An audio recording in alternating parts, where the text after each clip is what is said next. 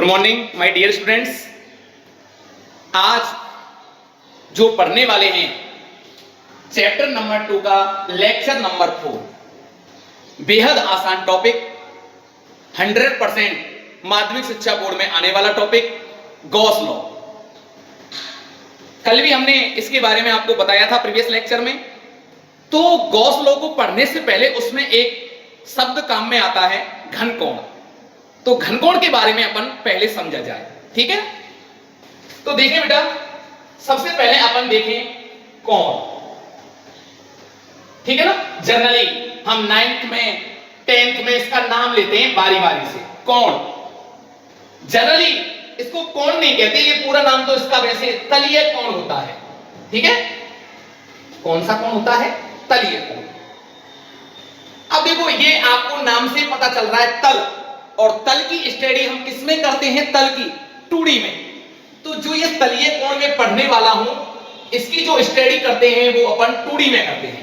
ये पहली बात आपकी समझ में आनी चाहिए, ठीक है ना।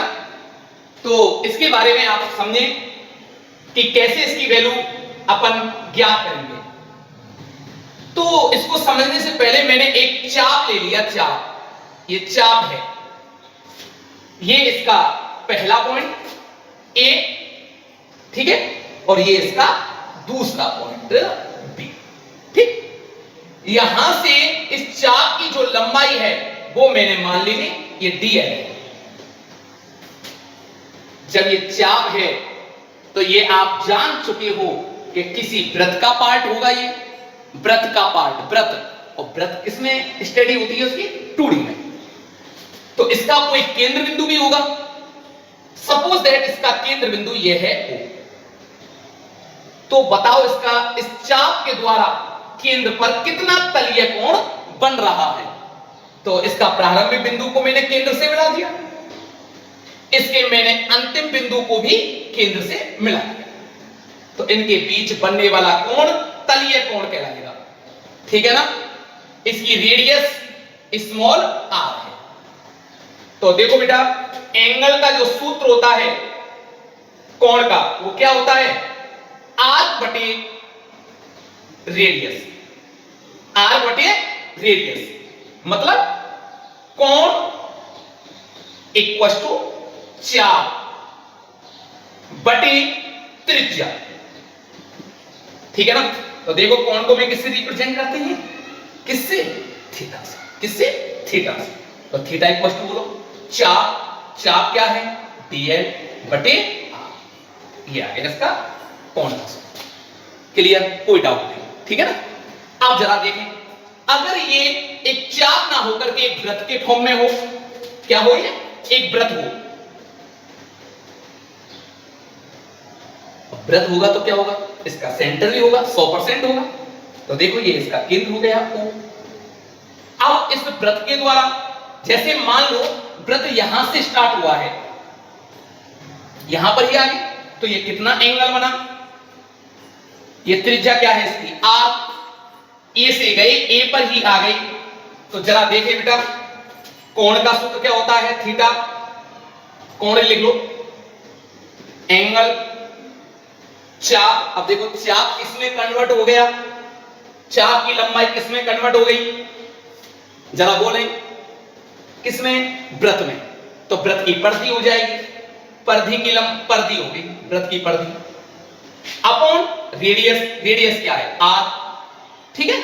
तो देखो जरा, परिधि का सूत्र बोले 2 पाई r अपॉन r। r से r कैंसिल आउट, कितना आया बेटा? 2 पाई। तो कोण का सूत्र कितना हुआ इस कंडीशन में? 2 पाई, ठीक है ना। सेकंड केस में चाप के द्वारा dl बटे r, ठीक है। इसकी जो मैंने स्टडी आपको कराई है वो 2D में कराई है, ठीक है ना, जो 9th 10th तक हमने पढ़ा था। अच्छा, इसका जो मात्रक होता है इसको किसमें मापते हैं अपन? रेडियन में। ये ध्यान रखना। हालांकि हमने 11th क्लास में इसको भी आपको पढ़ाया था, ठीक है ना। अगर आपको याद भी ना रहे तो हम तो 0 लेवल से आपके लिए स्टार्ट करके चलते हैं। हर टॉपिक को मैं अलग से नोट डाल के पढ़ा देता हूं, ठीक है ना। चलें आगे। देखो, अगला है मेरा सॉलिड एंगल, ठीक है ना, ठोस कोण। ये दो नाम है, एक को ठोस कोण कह दो या घन कोण। कौन सा कोण? घन कोण। ठीक है ना। इसको अपन जो विजुलाइज करते हैं वो अपन 3D में करते हैं।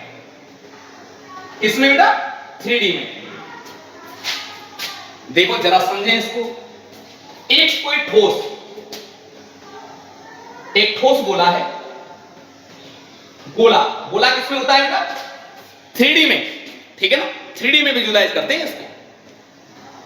तो देखो इसकी डेफिनेशन क्या होगी ठोस कोण की? क्या बोलेंगे? किसी गोलीय पृष्ठ के द्वारा केंद्र पर बनने वाला कोण। गोलीय पृष्ठ के द्वारा, गोलीय पृष्ठ के द्वारा केंद्र पर बनने वाला कोण, बनने वाला कोण, राइट, क्या कहलाता है हमारा? ठोस कोण। ध्यान रखना, इंपॉर्टेंट डेफिनेशन। गोलीय पृष्ठ के द्वारा कोई हमने उस पर अल्पांश लिया है या पूरा पृष्ठ लिया है, उसके द्वारा उसके केंद्र पर बनने वाला कोण क्या कहलाएगा? ठोस एंगल, घन कोण कहलाता है। कोई डाउट नहीं है, क्लियर? चलो अब जरा देखिए किसमें विजुलाइज कर रहे हैं इसको? 3D में।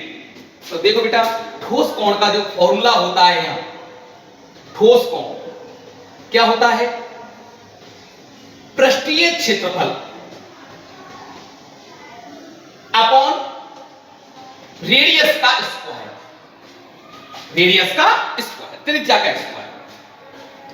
तो देखो बेटा अब इसका, इसके जो ये है हमारा इसका पृष्ठ, इसके द्वारा केंद्र पर बनने वाला कोण। तो इसको समझने से पहले क्या करोगे आप? एक छोटा सा मैंने अल्पांश ले लिया इस पर, ये अल्पांश ले लिया। लेकिन ये अल्पांश कौन सी डी में है? ये 3D में लिया है। ठीक है ना, कौन से शेप में लिया है? 3D में। जरा आप इस अल्पांश को ऐसे समझो, आप मार्केट से एक तरबूज लेके आए हो, मार्केट से एक तरबूज लेके आए हो, तरबूज। ठीक है ना, वैसे गर्मी चल रही है, तरबूज का ही सीजन है, आपने देख लिया होगा। जब किसी दुकानदार से आप तरबूज खरीदते हो तो उससे आप एक बात कहते हो कि भैया इसको आप टेस्ट करके बताओ कि ये रेड लाल है कि नहीं, पका हुआ है कि नहीं। तो उसके लिए क्या करता है? उसमें से एक छोटा सा चीरा, उसमें से एक छोटा सा पार्ट काट करके आपके लिए निकालता है। जैसे देखो बेटा इसमें से एक छोटा सा एलिमेंट ये ले लिया, ऐसे एक पार्ट काटेगा इसमें से, ठीक है ना, और उस पार्ट को आपको किस प्रकार से काट के दिखाता है? वो ऐसे काट के दिखाता है, इस शेप में। बताओ, इस शेप में वो आपको इसको काट करके बताएगा। ये क्या बन गया? एक शंकु बन गया, शंकु। शंकुनुमा उसकी आकृति बनेगी। और शंकु हमेशा किसमें बनता है? 3D शेप में बनता है, 3D आकृति में बनता है, ध्यान रखना। ठीक है ना। तो इस पृष्ठ के द्वारा जो केंद्र है, इस पर जो बनने वाला ये कोण होगा ना, ये कोण, वो कौन सा कोण कहलाएगा बेटा? ठोस या घन कोण कहलाता है। कौन सा कोण? ठोस या घन कोण कहलाता है। जो इस शंकु के द्वारा, जो तरबूज का मैंने एक छोटा सा एलिमेंट उसमें से काट करके जो निकाला है, उसके द्वारा जो केंद्र पर कोण बनेगा वो क्या कहलाएगा? ठोस या घन। राइट, बिल्कुल क्लियर। तो जरा देखें, तो ये क्लियर हो गया ठोस कोण का। हम जो स्टडी करते हैं वो किसमें करते हैं बेटा? त्रिविमीय रूप में, 3D में करते हैं। राइट, तो इसका फॉर्मूला क्या हुआ? ठोस कोण बराबर पृष्ठीय क्षेत्रफल बटे त्रिज्या का स्क्वायर। इसको अब जरा इस पर आप देखें, क्षेत्रफल की दिशा कैसे होती है बेटा? पृष्ठ के तल के लंबवत बाहर की ओर। ठीक है ना, नॉर्मल टू द सरफेस, ऐसे हो गया। ये हो गया DA वेक्टर। राइट, जरा त्रिज्या देखिए, यहां पे त्रिज्या नहीं, इसकी त्रिज्या क्या है बेटा? R। इसकी भी डायरेक्शन इसी में होगी, R। जो हमने एक छोटा सा एलिमेंट लिया है, ये बात, छोटा सा जो एलिमेंट लिया है, इस एलिमेंट के द्वारा केंद्र पर बनने वाला कोण देखो, देखो ये होगा, जरा ध्यान से समझे। ठीक है ना, ये रेडियस R। तो ये जो बनने वाला कोण होगा, ये जो बनने वाला कोण होगा वो ठोस कोण कहलाएगा। इसको अपन व्यक्त करते हैं डी ओमेगा। ओमेगा को दो तरीके, देखो कोण के लिए ऐसा ओमेगा, एक ओमेगा आपने ऐसा भी पढ़ा होगा, ये भी ओमेगा है, ये भी ओमेगा है, राइट, कोई डाउट वाली बात नहीं है, ठीक है ना। तो जरा देखा जाए डी ओमेगा पृष्ठीय क्षेत्रफल, पृष्ठीय क्षेत्रफल का सूत्र देखें बेटा, डीए अपॉन त्रिज्या क्या ली है आर, ये आर ही लिया, दिख रहा होगा आपको आर स्क्वायर। किसके लिए निकाला मैंने ये, एक छोटे से अल्पांश के लिए। आकृति कैसी है, ये सिमेट्रिकल है, सममित है, जैसे कि बॉल, ठीक है ना, पूरा गोला है, ठीक है ना, इनरेगुलर नहीं है, रेगुलर है, बिल्कुल एक गोला बॉल है। बॉल को आप देख लीजिएगा, यहां पे बॉल की कल्पना करके समझो आप इसको, ठीक है ना। अच्छा देखें बेटा, अब इसमें से क्या क्या, लेकिन कैसा है, ठोस है, कैसा है ये, ठोस। बॉल खोखली होती है, ये ठोस है, ठीक है ना। तो देखिए जरा संपूर्ण गोले के लिए, गोले के लिए तो जरा समझा जाए, क्षेत्रफल संपूर्ण के लिए निकालेंगे तो क्या कर देंगे, क्लोज इंटीग्रेशन। तो ओमेगा कौन सा कोण निकालना है, ठोस कोण,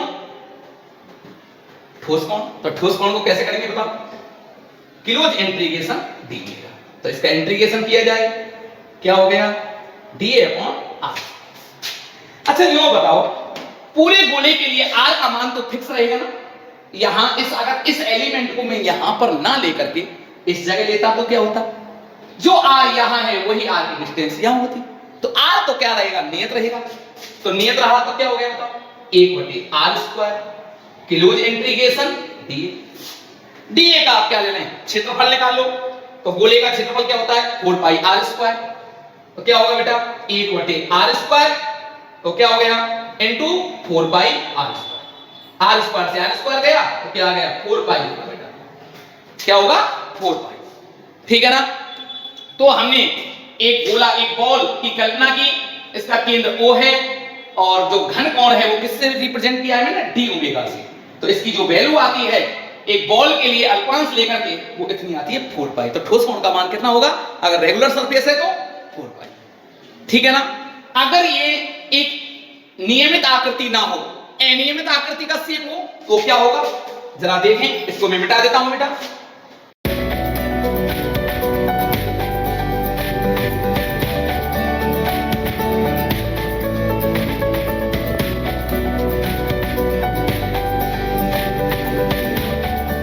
जरा एक बात ध्यान रखना, यहां पर जो हम विजुअलाइज कर रहे हैं, विशेष ध्यान रखें, वो एक खोखला गोला है, ठीक है ना, खोखली बॉल है, ओके। बॉल को लेकर के मैंने इसको पूरे को कंसीडर किया है, ठीक है ना, ये ध्यान रखना। खोखला बॉल है तभी इसका क्षेत्रफल आया है, अगर ठोस होता तो इसमें क्या लिया जाता, आयतन लिया जाता। तो आयतन का सूत्र क्या होता, 4/3 πr³, ठीक है ना। तो ये खोखले के लिए विजुअलाइज कर रहे हैं अपन, ठीक, कोई डाउट वाली बात नहीं है।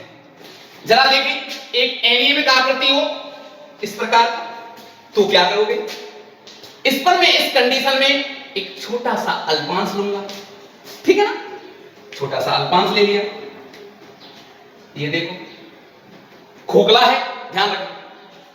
इसका क्षेत्रफल देखें जरा, ये हो गया डीए वेक्टर, ठीक है।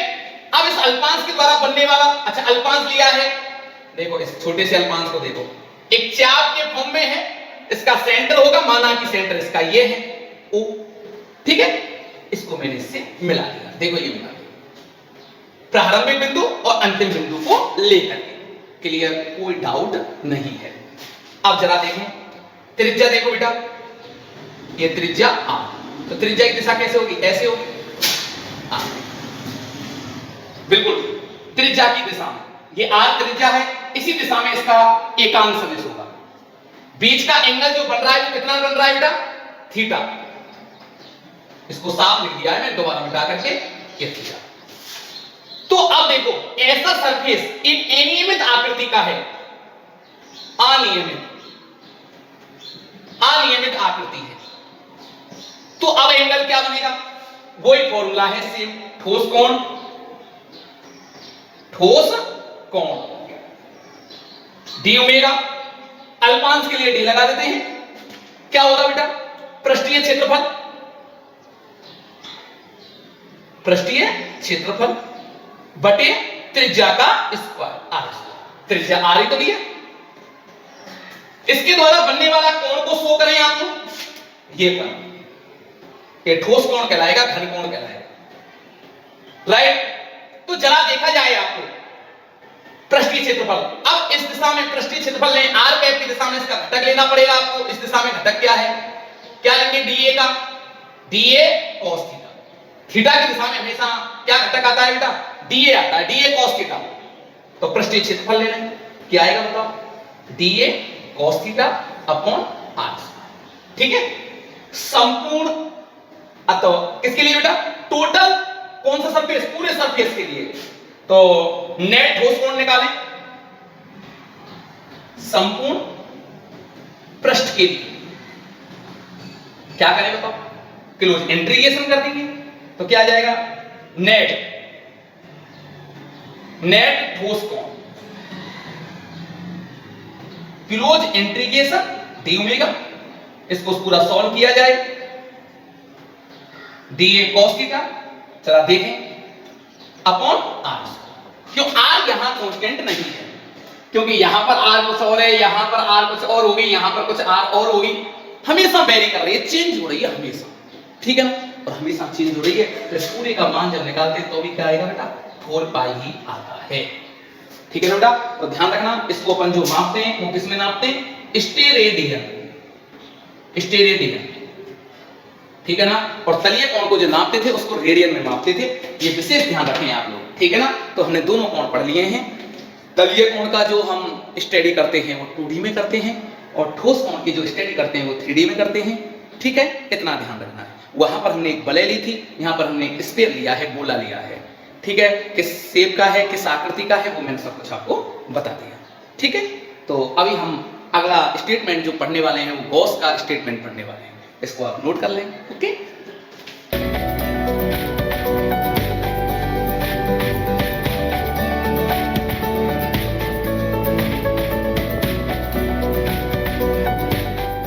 गॉस लॉ, जरा हमने आपको प्रीवियस लेक्चर नंबर 2 में मैंने आपको विद्युत फ्लक्स पढ़ाया था ना, तो विद्युत फ्लक्स को जरा दोबारा से समझें। वो क्या फॉर्मूला मैंने अप्लाई करवाया था आपको, फाई बराबर ए ए cos थीटा, यही तो आया था।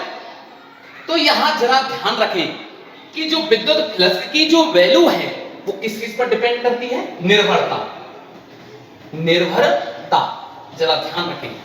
फाई का मान एक तो डिपेंड करता है ई पर, नंबर ए, मतलब मींस क्या हुआ, ई पर, इसका मींस हुआ फाई समानुपाती ई। देखो अगर मैं ई की वैल्यू बढ़ाता हूं, डायरेक्ट समानुपाती, इसका मतलब है कि मैं ई को बढ़ाऊंगा तो फाई का मान भी बढ़ेगा, राइट, ये भी मेरा मान बढ़ेगा, कोई डाउट नहीं है। क्लियर, समझ में आ रहा होगा आपके भी। नंबर दूसरा, फाई समानुपाती ए, इसका मतलब क्या है, ए पर भी डिपेंड करता है। क्या ए का मान मैं बढ़ाता हूं, ए का एरिया बढ़ाऊंगा मैं, एरिया, तो मेरा क्या बढ़ेगा, विद्युत फ्लक्स भी बढ़ेगा 100%। तो ये किस पर डिपेंड करता है, क्षेत्रफल पर। और तीसरी बात है ई वेक्टर व ए वेक्टर के बीच के कोण पर, बीच के कोण पर, कोण थीटा पर, राइट। अगर आप थीटा का मान, अच्छा मैक्सिमम कब होगा, थीटा का मान मैक्सिमम, देखो cos 0, cos 0 की वैल्यू क्या होती है, ए।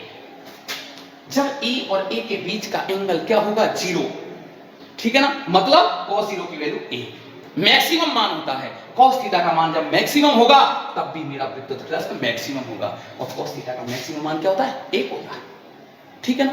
तो इन तीन राशियों पर निर्भर करता है मेरा विद्युत फ्लक्स। अब देखो गॉस लॉ क्या कहता है, गाउस का नियम, ठीक है। अब आप ध्यान रखना, मैं इसका ही आपको इंतजार था, मुझे भी इसका पढ़ाने का इंतजार था। ये मैं आपको पहले कमेंट कर चुका हूं कि ये 4 नंबर का आएगा 100%, ठीक है। तो चला देखें गॉस लॉ क्या स्टेटमेंट है इसका।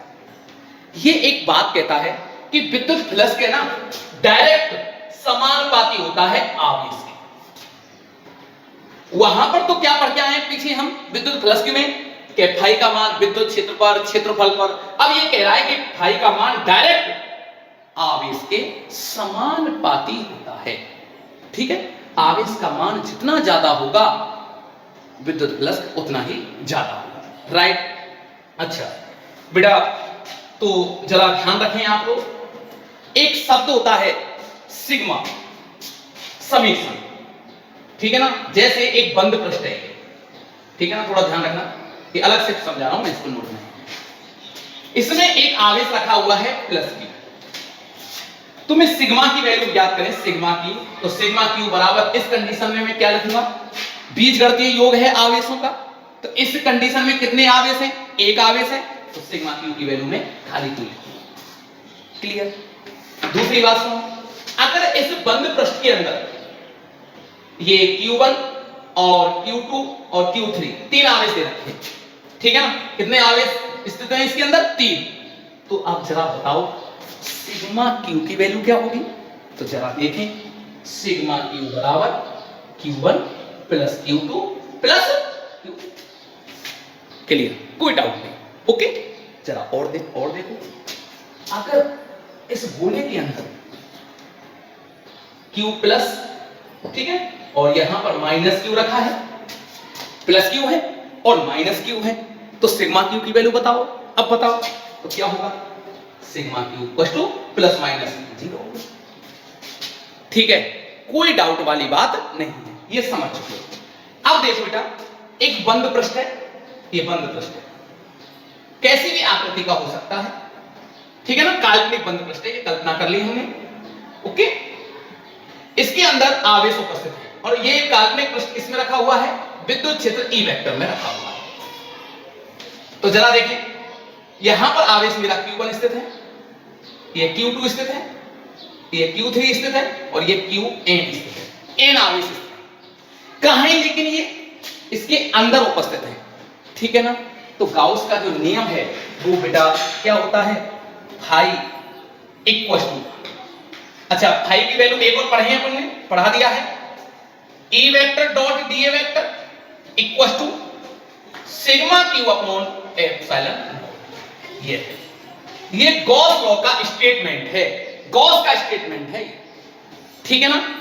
अच्छा, इसको मैंने किसके लिए ड्राइव किया है आप जान चुके होंगे, एप्सिलॉन नॉट है ये, और एप्सिलॉन नॉट क्या होती है, हवा निर्वात की विद्युतशीलता।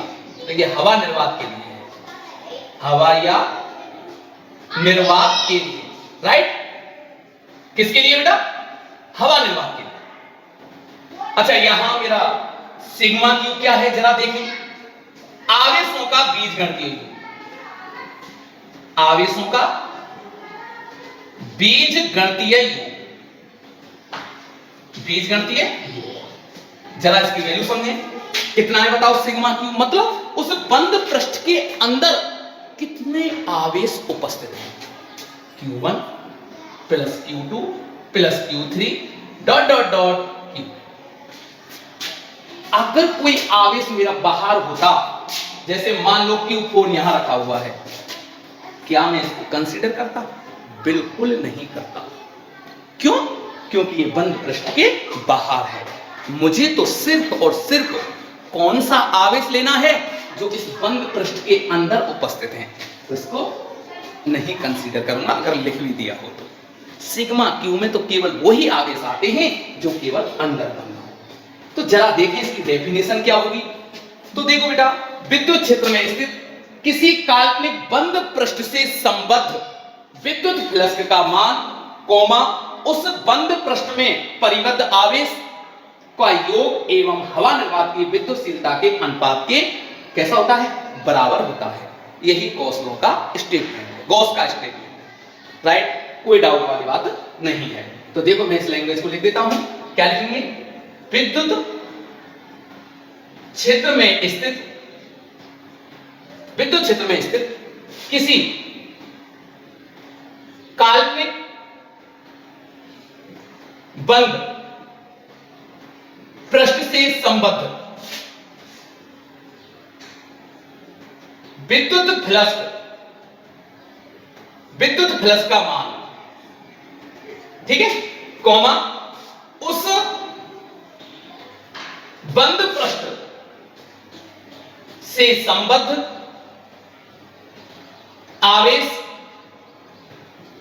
आवेशों का योग, या जो लिख दो कुल आवेश, एक ही बात है, पृष्ठ से संबद्ध कुल आवेश जो लिख दो शॉर्ट में, कुल आवेश एवं एप्सिलॉन नॉट के, ठीक है, अनुपात के बराबर होता है, ठीक है, बराबर होता है। देखो ये स्टेटमेंट है, अर्थात गणितीय रूप में, आप मैथमेटिकल रूप में कैसे लिखोगे इसको,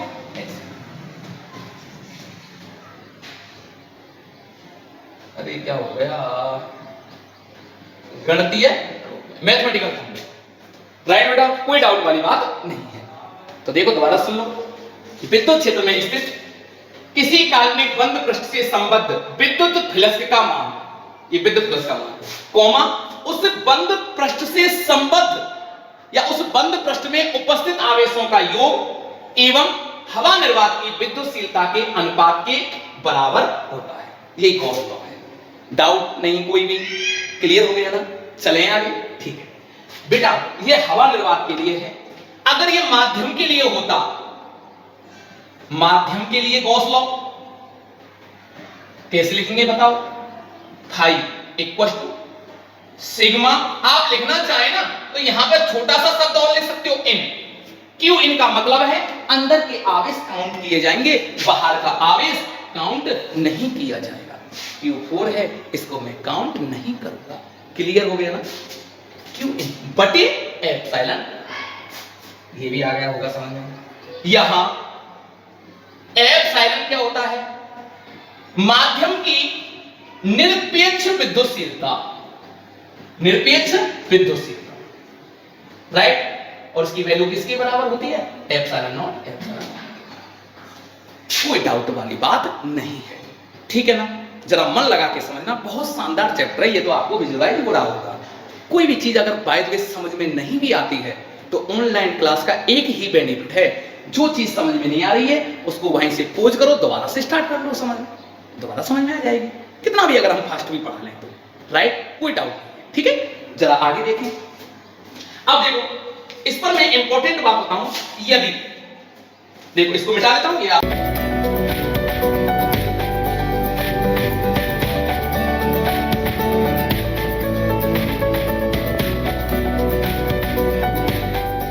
कंडीशन है, स्पेशल नोट, आपको अगर गॉस लॉ आ जाए ना तो यहां से यहां तक लिखना है, ठीक है ना, ओके। चलो, इफ, यदि बेटा फाई का मान कैसा आ रहा है, कैसा है, आवेशों के ऊपर देख लो, या if sigma Q in equal to positive है, इसका मींस क्या हुआ, अगर आवेशों का बीजगणितीय योग पॉजिटिव आ रहा है, देखो जरा कैसे, ये एक बंद पृष्ठ है, ठीक है ना, इसमें ये 2 कूलम यूं लिख दो, 2 कूलम, और ये रखा है -1 कूलम, तो इफेक्टिव जो टोटल चार्ज आएगा वो कैसा आएगा, पॉजिटिव आएगा कि नेगेटिव आएगा, पॉजिटिव आएगा, और पॉजिटिव आएगा, ये पॉजिटिव लिख दिया। गाउस का नियम आकार आकृति पर निर्भर नहीं करता है, तो आप कैसी भी आकृति ले सकते हो, राइट, कोई डाउट वाली बात नहीं है। तो इस कंडीशन में जो फ्लक्स होगा फाई का मान कैसा होगा बेटा, निर्गत फ्लक्स होगा, ये निर्गत फ्लक्स होगा, ये निर्गत फ्लक्स कहलाएगा हमेशा, ठीक है ना, ये ध्यान रखना। Second point, if sigma Q in equal to negative हो, आवेशों का बीजगणितीय योग नेगेटिव आ रहा हो, मींस ये अब किसका है, नेगेटिव का, ये किसका हो जाए, पॉजिटिव का, तो इफेक्टिव जो चार्ज आएगा वो नेगेटिव आएगा। तो इस स्थिति में फाई का मान कैसा होगा बेटा, कैसा, प्रवेशित फ्लक्स कहलाएगा, प्रवेशित फ्लक्स, प्रवेश करेगा, ठीक है। और तीसरा जो पॉइंट है वो बहुत इंपॉर्टेंट है, अगर यदि if sigma Q in equal to 0, इसका मतलब या तो कोई आवेश है ही नहीं उस बंद पृष्ठ में, ये बंद पृष्ठ है, इसके अंदर कोई आवेश है ही नहीं, फाई का मान भी क्या होगा, 0 होगा। ठीक है, यदि आवेश उपस्थित है लेकिन वो क्या हो, इलेक्ट्रिक डाइपोल हो, विद्युत ध्रुव हो। विद्युत ध्रुव का मतलब क्या होता है, जितना ऋणावेश और जितना धनावेश, तो बीजगणित योग क्या होगा, शून्य तो होगा। अरे होगा कि नहीं होगा बताओ, बिल्कुल शून्य होगा। और शून्य होगा तो फाई का मान क्या होगा, 0। मैं यूं भी कह सकता हूं 3 ध्रुव आघूर्ण रखे हो, 3 विद्युत ध्रुव रखे हो तो भी 0 होगा, 5 रखे हो तो भी 0 होगा, 10 रखे हो तो भी 0 होगा, हमेशा हमेशा 0 होगा। तो उस कंडीशन में फाई की वैल्यू 0 है। ठीक है ना बेटा, तो ये गॉस लॉ हो गया बिल्कुल। तो आपको यहां तक लिख के आना है, ये मैंने आपको जो इंपॉर्टेंट बात थी, कॉन्सेप्ट क्लियर करने वाली बात थी, वो मैंने आपको करा दी है। अब हम पढ़ते हैं कूलाम के नियम से गाउस के नियम की उत्पत्ति, उसको जरा हम कल के लेक्चर में देखेंगे बेटा। तो आज तक आप इसको पूरे को कंप्लीट कर लीजिएगा और इसको लर्न कर लेना। ओके, आज के लिए इतना ही काफी है। थैंक्स।